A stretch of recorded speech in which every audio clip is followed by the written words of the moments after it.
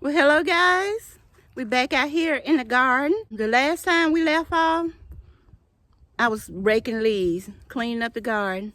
But I'm gonna turn you around and let you see how far I got. I didn't do the whole thing yet because I ran across some obstacles. We'll talk about that, but first we're gonna view the garden.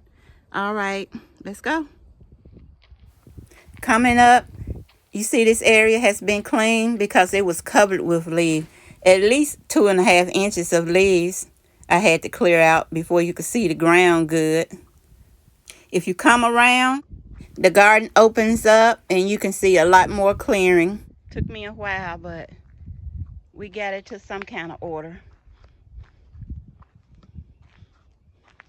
I got empty beds that's ready for planting. I got some southern collards that's going to seed. I need them to go to seed so I can have some seeds. I'm going to replant them, move some things around. That's one good thing about a garden. You can change around and tweak it to however you want it. My garden will forever be changing. These are some collards that I got from Walmart. I chopped the tops off and ate the tops, and it had a stem, and I put the stem in the potting soil. It caught root, and I let it go to seed. So I saved some seeds and replanted some collards. These are little plastic bottles from water bottles that I put on like a little mini greenhouse to protect the seedlings. Some of these have been transferred from inside. I started these inside. Being that they're cold weather plants, I decided to just go ahead and put them in a container. Here I have a couple of kale plants that's still holding on. The winter didn't destroy all of them. They got the majority. Got some little greenhouses with some little kale seedlings underneath. You might can see the little kale seedling is holding on. So probably next week, that when start of April, I'll take it off and let them go. These are kale plants. I had like 8 in the winter. Caught a few of them, and this one right here, I think there is a soil issue or a pest issue. I've seen a couple of pests we're gonna talk about in a little bit, but I got some kale plants that I started inside in the house that I transferred out here. I need to put the little dome on it. There's a big bee. You can't be too afraid if you're gonna garden. Now, I used to be afraid, well, I still am afraid of worms. But hey, I got to tackle that fear and come on out here and do what I gotta do. Got some little carrots still holding on. I need to plant some more. My carrots, they hold on. They stop growing as fast. They don't bolt like a lot of people carrots. I guess in my zone, my area, 8B, it's a hit and miss because the weather is not always what the weatherman predict. I really enjoyed these southern collards. These bees, they don't sting. Well, they hadn't stung me. But they are a nuisance. They're swarming around like that, Lord.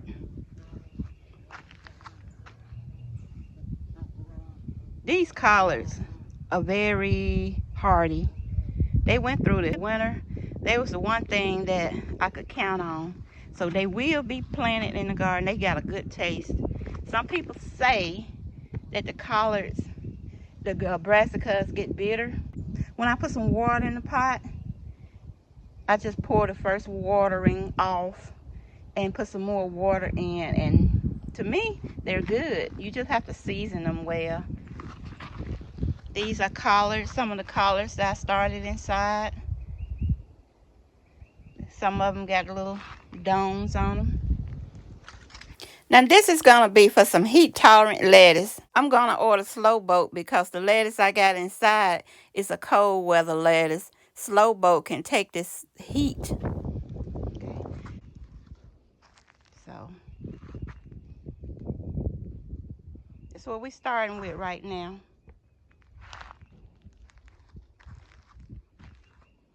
And then I got some peas in this container that's growing okay. Pretty soon I'm gonna have to put a trellis, a little small trellis up.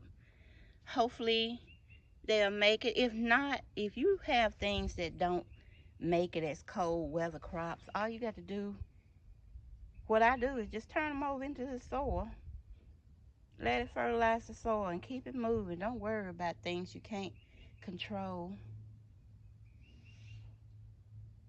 So going through raking up these leaves, I discovered that I had some pest pressure, some leatherjack larvae.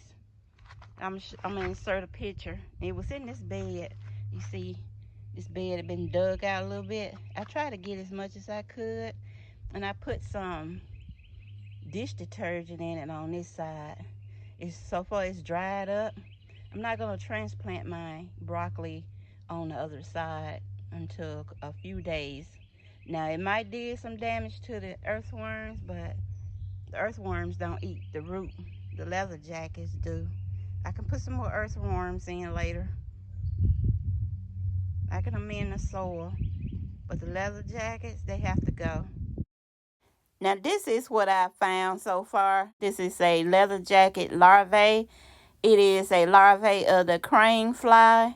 It's not a brown beetle bug larvae called grub worm. It is a leather jacket larvae.